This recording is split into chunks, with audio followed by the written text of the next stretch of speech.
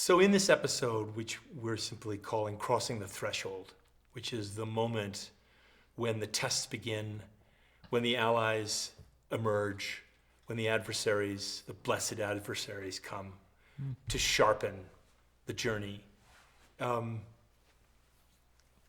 We left off the story in effect with that answering the call ultimately was identifying the monster. And that once the monster is identified, there is a response that is crafted. And what you've helped me to understand is that the response we craft to meet the monster is the founder's journey. You've made it clear to me that the founder's journey is the hero's journey. And I think as we think about founders and who they are, what they're thirsting for, these conversations are an attempt to offer them not only support and insight, but tools and signals of meaning that they can identify for themselves.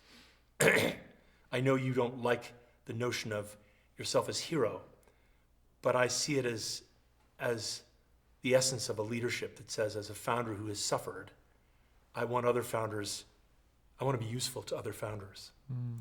So crossing this threshold, thinking about young Tom, he's now gone to school. He's now been identified as a slowpoke. I think you even tested as a slowpoke. You had a mother and a father who wouldn't allow you to think of yourself that way, but the system did. Can you talk about how an early ally might have helped you cross the threshold?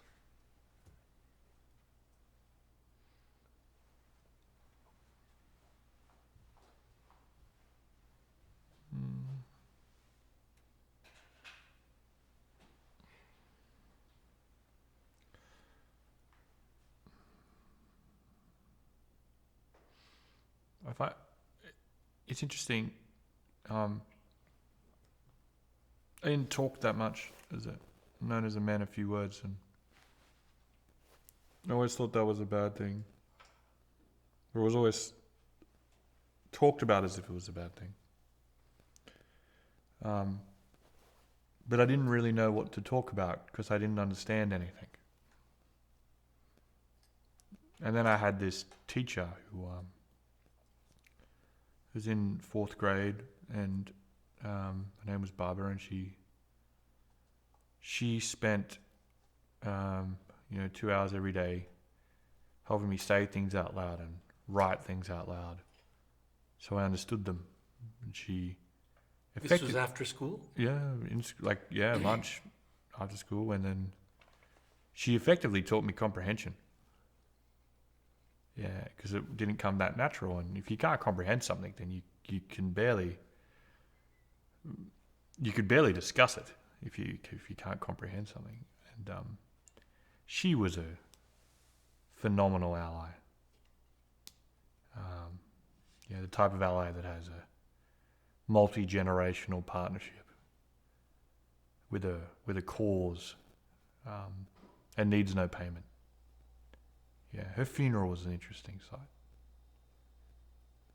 Tell us about that. There's a lot of people there. A lot of students there. Ex-students. Was their experience like yours? Yes. Exactly the same. And what did she see? Was she just being herself and so you were just another player? Did she see something? Did she say what she saw? Did you know anything about why she chose to do that for 2 hours a day? Extra time for her. I just think she was a master of her trade. Right. Yeah. My dad's family were teachers or clergy, and the great teachers, my grandfather would say as a principal, would be the ones that wouldn't worry about any of the other things other than creating a transformational story for a student that needed it. So they would build their whole class morale around certain students, and the whole class would succeed. It's an interesting idea. Yeah, it's a very interesting idea. And we're going to revisit it in other venues in your life. Can you say more about what it meant to build a classroom around? Was that classroom built around you? Not just one, but I think the art of picking sort of a black sheep that's the bottom of the pack and asking them to answer a question. You see it a lot in American pop culture movies, right? They ask the kid sitting at the back of the room, or the new kid, the stranger, and everyone resonates with it. It's like, who's the new person? Or, I didn't think that person was going to say that. So it's almost like at the moment of learning occurs when you uplift the outlier, and everyone realizes they're like the outlier. And that sort of anchor allows you to teach the class.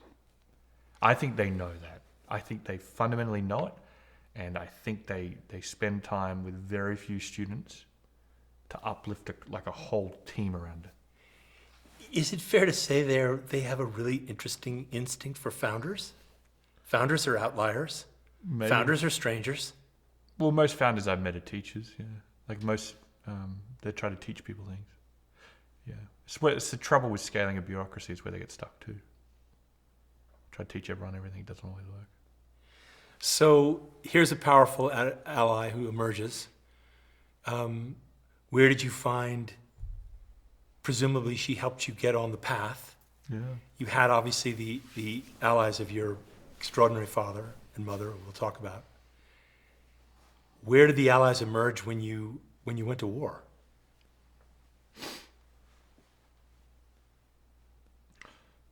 No, I didn't use the term ally really a lot until you and Tucker came into my existence, which is interesting because I spent so much time in a world that actually coined the term. I had a commander, and his name was Sam. His call sign or nickname was Iceman. Feel anything? Disassociation. Everyone would say this guy's cold, And I remember I'd gone really well at elementary school. I got the student of merit at a really tough school, and then I went quite well at our version of West Point.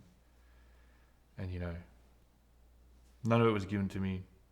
None of them wanted to give it to me. And that's not I'm a victim. They didn't. They said it. They didn't want to. Seldom. Certificate. And everyone was like, this guy's the Iceman. And so me and my best friend Greg, who's also a lieutenant, who's also a soldier before he became a commander, we're posted everywhere together. We're sitting outside his office. And we've just been told we're going to Afghanistan. And he's our commander. And he's like, the first thing he says is, do you believe in God? And we're like, Greg's sort of blown back, and I'm sort of like, I don't think you're a cold person at all. I started to go, this guy seems deeply spiritual. And the second thing he asked us if we watched pornography. And the last thing he asked us is if we were alcoholics. He's like, there's nothing worse than a promiscuous drunkard that can't fight.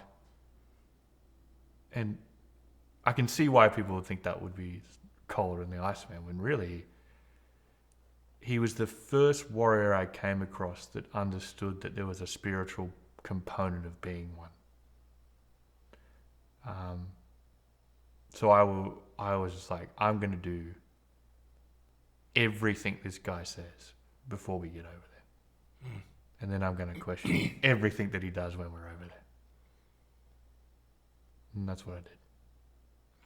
So that mythologically is the core of the ally. The ally is the one who comes and gives you the tools that you are going to absolutely endorse until you need to break them, until you need to move on to your own tools. Yeah, he is the boss, right? And you could tell how fit this guy was, how he'd already served in Iraq. He knew everything and how to prepare. But we're over there. It's like when you plan a military action, you can't just have one person. So when we're in the moment, I'm going to trust that his training has prepared me to have an opinion, have a judgment, and be at the table. Whereas everyone else was sort of worried about how to talk to him. Whereas I was like, no, he's very much a learner. Everyone would be like, he's like, oh, what book, here's some books to read. I was like, he's telling us to read these books. I'm like, no, he wants to talk to you about these books. So, he was a noble guy that was a very strong ally. And he was very good at protecting you from things you didn't need to hear. And that is something I've struggled to master. But he was beautiful at it. Because you weren't ready to deal with it. Or you just didn't need to hear it. He protected you from bad leadership. If I could sum up what he did, he protected you from bad generals. And he knew that was his job.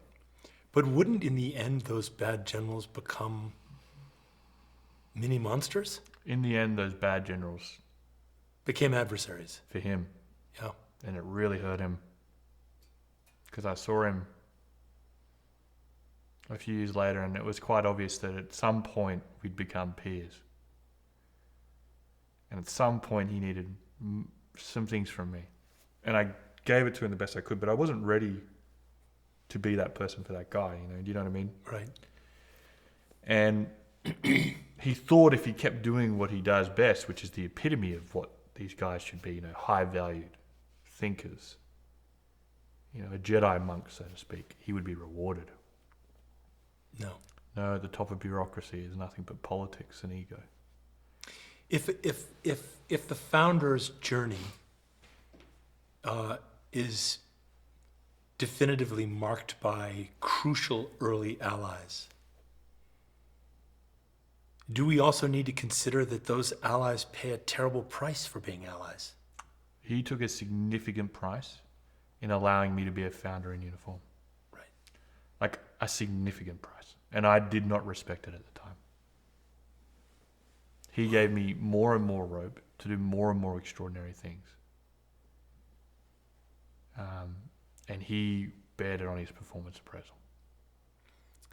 I love that notion that you didn't know it at the time, because it seems to me that the founder mindset is, I'm grateful for the room to do this, I'm glad, but rarely does anyone stop to think, what does it cost him to afford me this? And it becomes very essential later in life as a founder, where you're doing the same thing for other people, and the price that you subsequently will pay for doing that. Very interesting cycle there. Yeah. So he's the opposite of the Iceman, though. Right. He's not the Iceman. He's the opposite. He's the biggest heart I've ever seen in a uniform. So it's fair to say that one of the founder's hero's task is to be able to not only identify an ally, but to realize that the ally often appears as its opposite. The ally could appear as an adversary, could appear as someone who is indifferent, but that the attention you pay to the person allows who they are to emerge. And so you and Greg sitting outside that office, that is a moment of reflection when you're called in and see him asking those questions, where you recognize, this is not who I thought it was. So it's inevitable that you would turn to adversaries. The adversaries, I think, sometimes work the opposite. You think they're allies, and it turns out that they're not. Can you talk about in the home life, where did the adversaries appear in your early journey? Yeah, I might just add on, Sam, like, I wish I noticed all the things that was done. That took me a long time. And he did some great things. Adversaries. Well, my problem is I didn't see people as adversaries or allies. I saw them as useful or not useful. And this is the core problem of the psyche. I think it's the core challenge. It's like, can you be of use? And I justified it by saying that I had a more noble goal, so therefore I should create and build these useful resources and steamroll them into this noble task, and forget about being human in order to get there. But I can tell you the first time I noticed an adversary.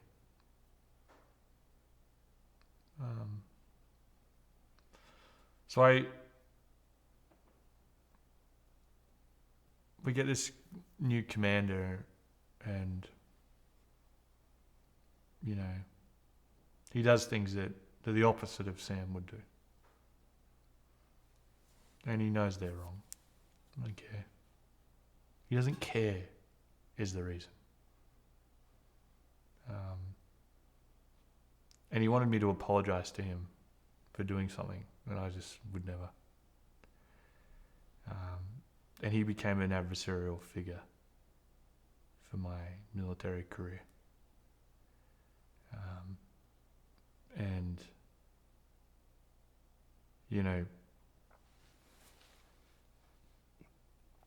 I don't know why,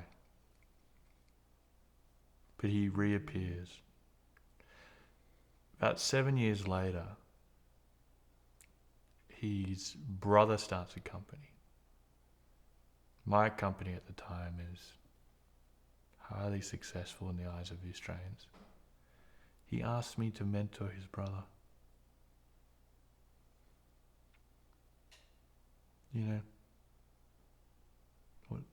What an interesting problem to deal with. How did you deal with it? I helped his brother.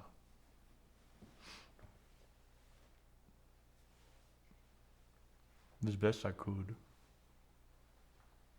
But I didn't talk to him. And he didn't sort of talk to me. He sort of just told me to do it. So I had this figure that was the opposite of what I thought was a great knight. But I would continuously see him thrive. And then at the point where I appear to be valuable to the external, he tries to extract it. Explain. The hide that you could ask me to help your brother after you ruined a whole portion of my career is insane to me. Now, he might not think what I came to learn is that maybe he thought he was teaching me a lesson, and that lesson led to the success of my company. Or maybe he thought that he hadn't ruined your career, he had just seen you and he knew who you were, and you were the only person who could mentor his brother. Maybe, I don't know. Yeah. But that was the first time I saw an adversary. So it's really important what you're talking about here. In mythological terms, the adversary is every bit as valuable as the ally. Do you agree with that, or do you think that's horseshit? If I recognized it, I would have agreed with it, because I would have been way less surprised. Right. So the next time I see an adversary is all a senior group of ex-military and current serving officers call our company "fuck you, fuck me." So what do you mean? People that should be your biggest advocates. We are graduates of their class. You served them. We served them. You were part of the system honorably. It's working. It's what we're doing. Everything is working, and yet they choose to destroy it. Because what? Envy? Resentment? I don't know. So when the founder heroine, meets the adversary who vanquishes them, the hero's journey always means that the vanquishing just leads to another initiation. Yeah. So what was the initiation that came out of either the commander who wasn't Sam, or the detractors who said "fuck you, fuck me"? What was the initiation the test that you had to pass in order to survive that adversary?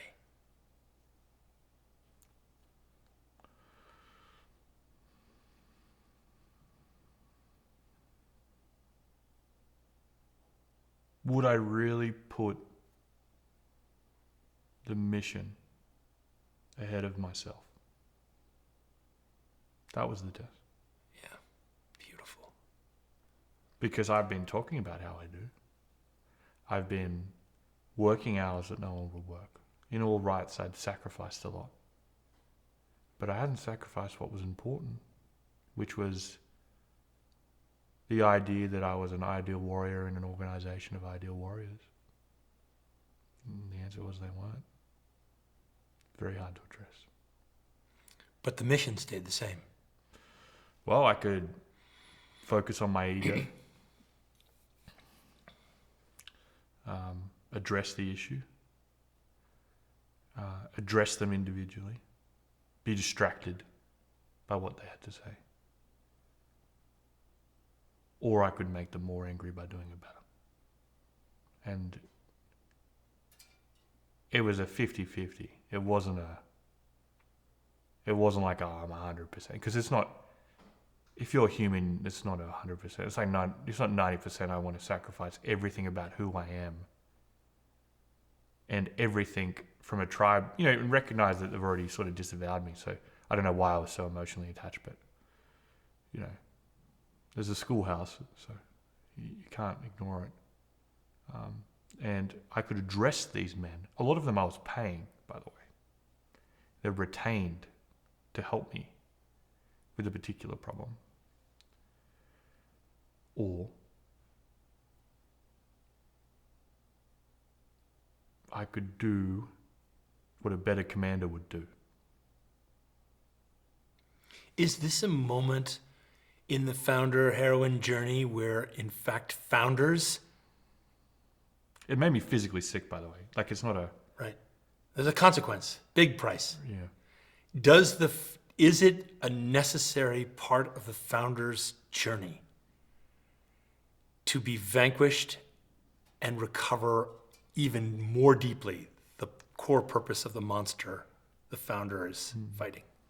Is that what the adversary's role is? And can we then bless our adversaries as being vigilant in keeping us focused on what matters? Yeah, We know that that's not how they think. They're not doing it for you. No. But for us, as founders, we're able to realize that those people, in fact, if Sam gave you tools, those people fueled the fury that allowed you to focus on what was at stake. And founders lose what's at stake, and what they found will not take place. Yeah. Is that fair? Yeah, I think the founder's challenge is that it's your idea. But it's not who you are. And you have to overcome who you are to actually see your idea through. Because at some point someone's going to take that idea off you anyway and do it better. Right. But it's your idea. Like the idea of found. It's your idea. We connect artists and inventors. We connect artists and wealth. We connect artists and really a lot of things that are unique in our society. But what we don't generally connect is artists and founders. Because the tapestry is harder to see. But when you realize you're working on a masterpiece that you may not finish, then it's irrelevant who you are and who the next person is to pick it up. That's the thing they have to overcome. How does that founder release their ego in search of the mission? Well, two things happened for me in the same period of time. One was I had a man that rang me up that rolled out the internet, and he was like, Tom, I've been told I've had to have a chat to you. And I'm like, okay. And I hear a lot of people don't like what you're doing and what you're up to. all like you. He goes, so I said, he must be doing something of value. Started laughing on the phone. And I started to realize, there are people like me. He's like, so tell me what it is and how can I help? I hadn't had a call like that yet. There's people like me. That was a really, really good anchorage point.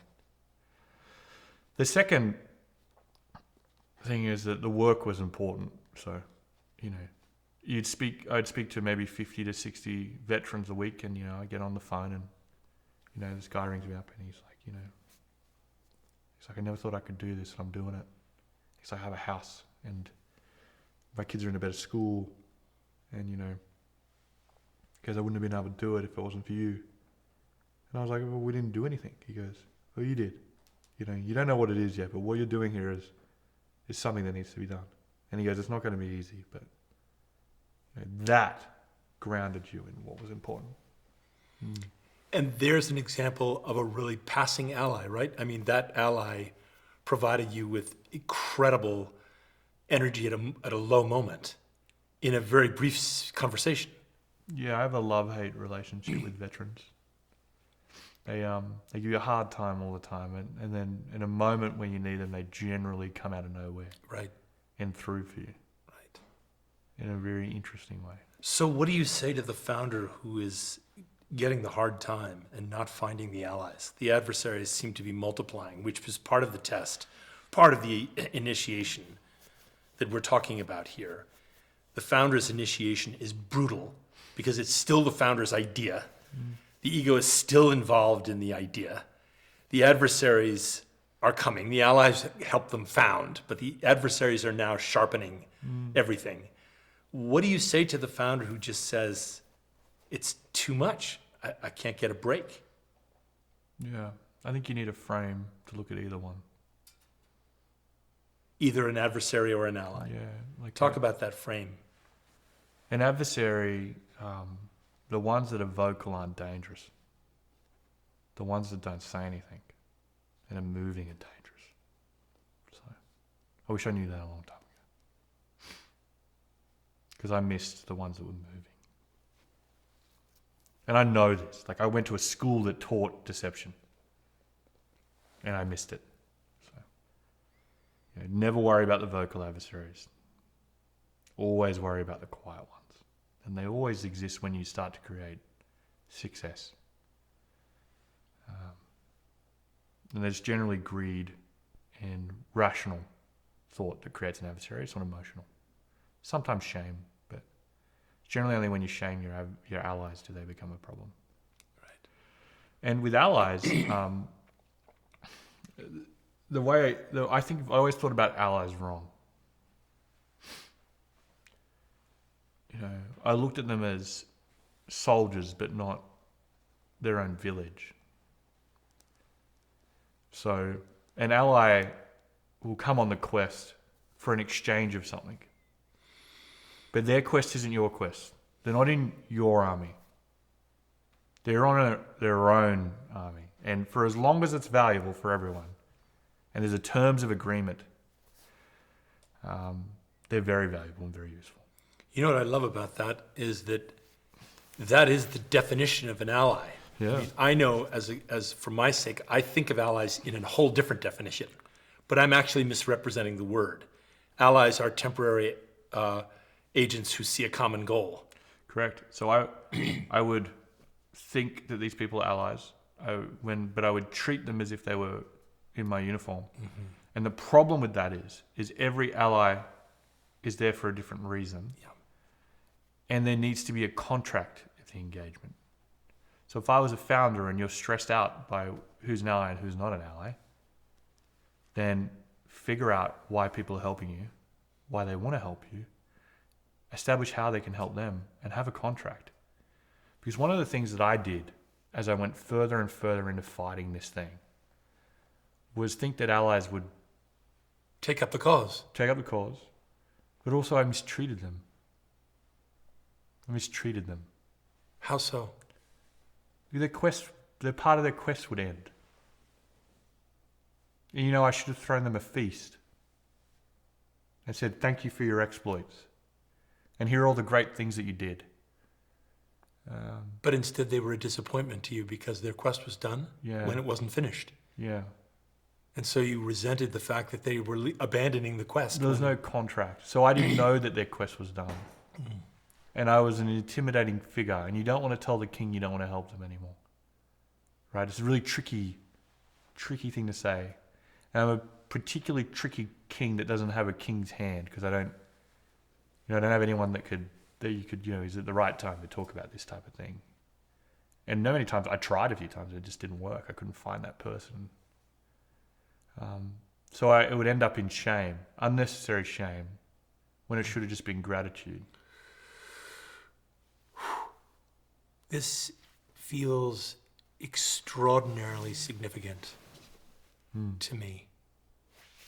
That what you are saying is you attract the allies because they see the quest. They believe in the quest. But without explicit conversation about what the quest means to them, how long are they there for? What is it they're willing to do and not do? If it's under the banner of the alliance, it is doomed to failure. As all alliances come apart. Yeah. Here, our great adversary in the world was our ally in World War II. So it seems to me that what you're inviting us to consider is that the founder has the chance to not only identify, when they meet an ally, identify the true origins of what's inspiring the ally, how far they think they're willing to go. They can change their contract with you, but they need to have the right to tell you honestly and openly why the alliance works for them. And when they then realize whatever it is they wanted, even though the end result is still far off, you celebrate them. You release them in gratitude. You have to release them. Have to release them. Otherwise, you'll resent them. The social contract doesn't end. Right. Which means they hold on to it, and that builds resentment, which builds disgust. And then once you have disgust, you have an adversary on the inside. Right. So you turn an ally into a secret adversary. And in fact, former allies are the ones that don't speak. And so by your definition, they're the most dangerous adversaries. Yeah. They lie too.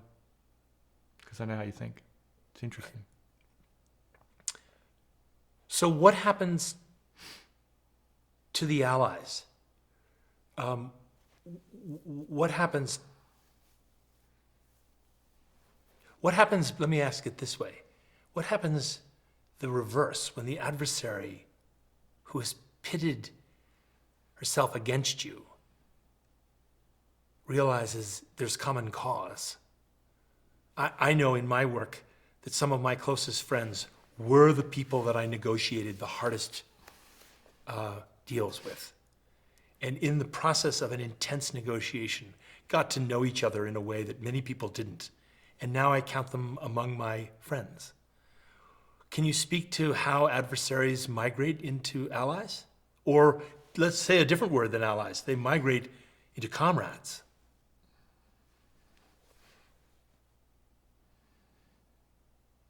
Or do they?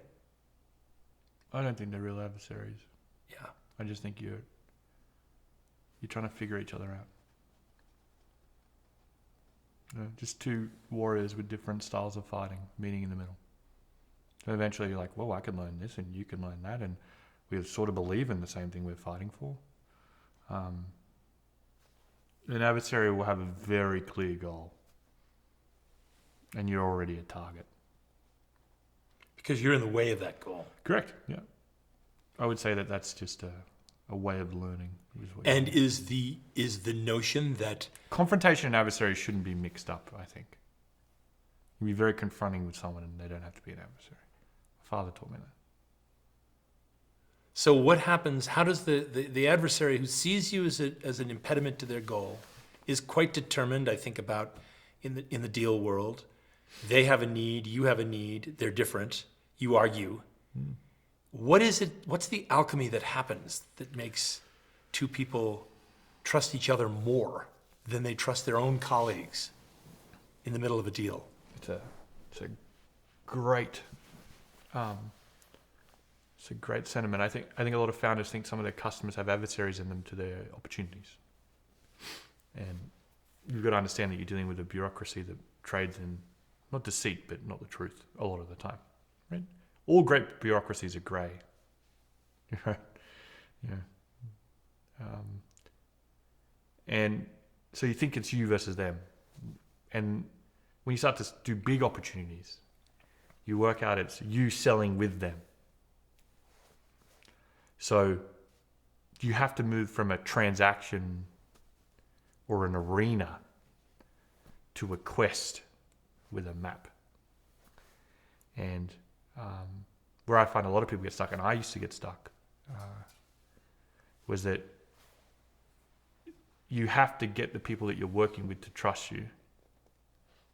And the way that you do that is you say something they don't know. Say a path that you're going that they've always wanted to go to. So a vision, new data, vision. Or you've already gone somewhere they wish they had. And someone's already told them. So one of those three things is going to happen. And then you've just got to ask if they'd like to join the journey. Literally.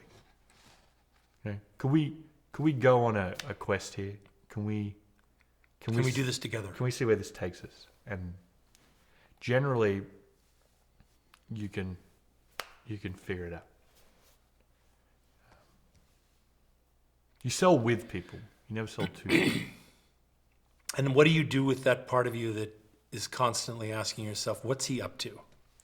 He was formerly an adversary. I saw him. He has a different agenda than me. What's he up to? How do you deal with that voice? I stopped thinking like that. Yeah. Are founders mistrustful? But I think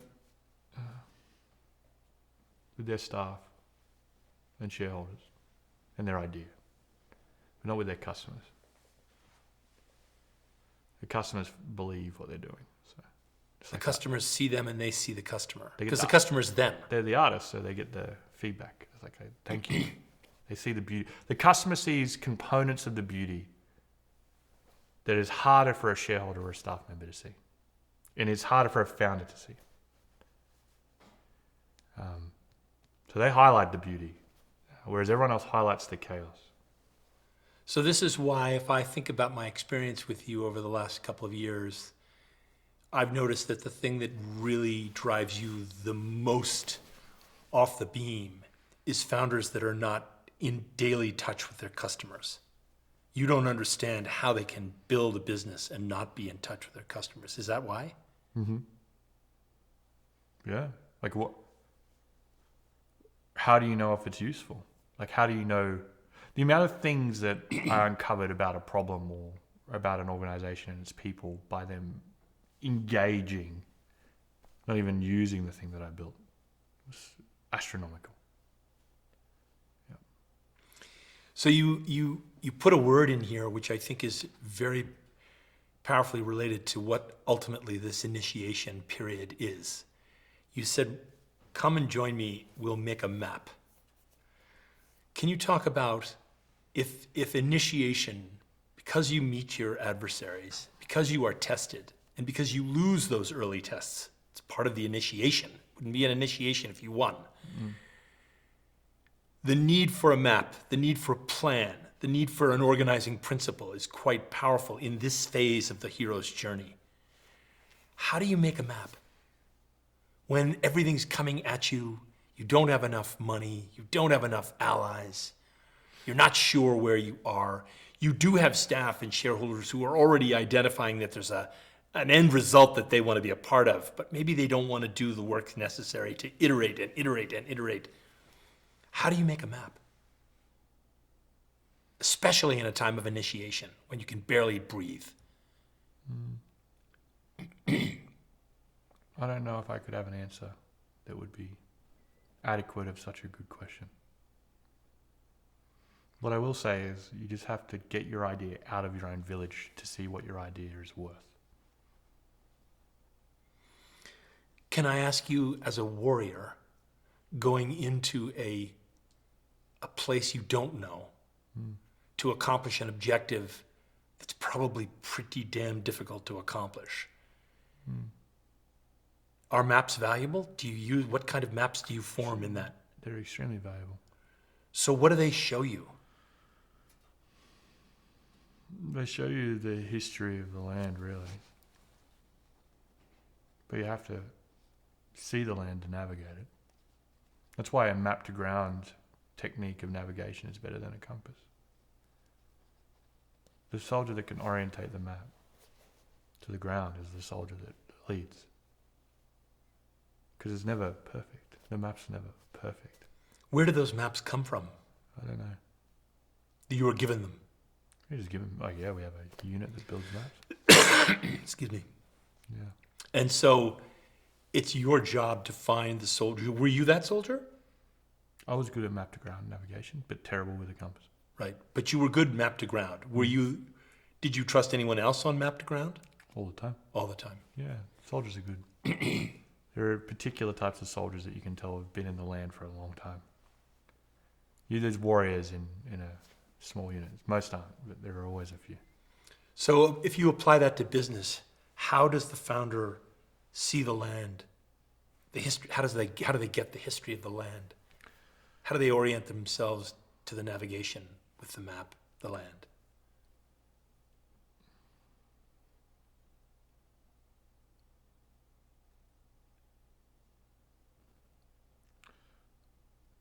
I would go try to find heralds that would tell me the people that were up to something. Talk about heralds, what you mean. Really tall figures that would proclaim the future or the apocalypse. Because in either instance, the founder is relevant. Correct. You can earn redemption and survive the apocalypse and save everyone, or you can build a utopia and create beauty. That's where you'll find them. And the heralds, they don't like them, but they know that they're their source of proclamation. And how does the founder identify heralds? Well, you can see them a long way away. Yeah, that makes sense. Yeah, they're always described as they don't use the term anymore. Futurists used to be a term. There's always a term. There's always an influencer as a term. They're in the know. It doesn't matter their position that they're in. Some people are just heralds. And right. They're very, very important. You shouldn't try. This is where a lot of founder distrust comes from, because they meet a herald and a herald will be like, this is where you need to go. But a founder needs to understand they're not an oracle. They don't see the future. They just tell the story of the day. And but they know where the founders are. And the founders know how their village works. And once you know how the village works that you're in, and how influence is created, and how new things are made, then you could figure out an approach to market, or a go-to-market, as Silicon Valley calls it, that's efficient. Because you'll die if it's inefficient. If you can't establish a beachhead, you're dead. So it seems to me, as a way of summarizing this, that this crossing of the threshold is the place where your allies, your adversaries, your first tests, they come at you fast and furious. If you're wise enough to recognize an ally, if you're wise enough to realize that adversaries have a different purpose than you think, if you meet the tests and stay in the game, that you begin the process of meeting that initiation with a plan, with a map, however rudimentary. Is that fair? I think so. I think every founder, if they get out of their own village, they'll see what's truly needed. Because you're a stranger, you're a drifter. So people just tell you what the real problem is to a stranger. Then you can see how the first marketplace that you need to sell it at is. That's the heralds will tell you what it is, where it is. They'll be in the middle of the marketplace. You just go towards them. And then once you're there, you'll see your other founders and their apprentices running around, and they'll know you're on the journey. So they'll be like, hey, that shit doesn't work, and you should be careful, because you can build an ally and adversary with these types. And then once that's all laid out, that's when you start the crafting, because you haven't got a store yet. So you set the store up, and you start the thousands and thousands of repetitions it takes to build something that's known for its beauty, but is referred because of its use. And that's what I think that building the map answer may be. But that's where I think it happens. And that is the final fruit of the initiation. Thank you. Thank you.